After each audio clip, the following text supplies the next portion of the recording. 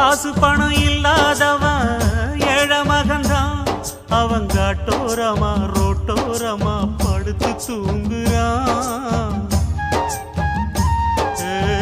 சொத்து சொகம் உள்ளவனோ செல்வ மகன்தான்.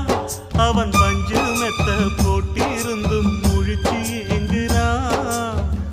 எது மற்ற பேர்களுக்கு ஏது கவலை, 4 காசு வச்சிருந்தா 100 கவலை.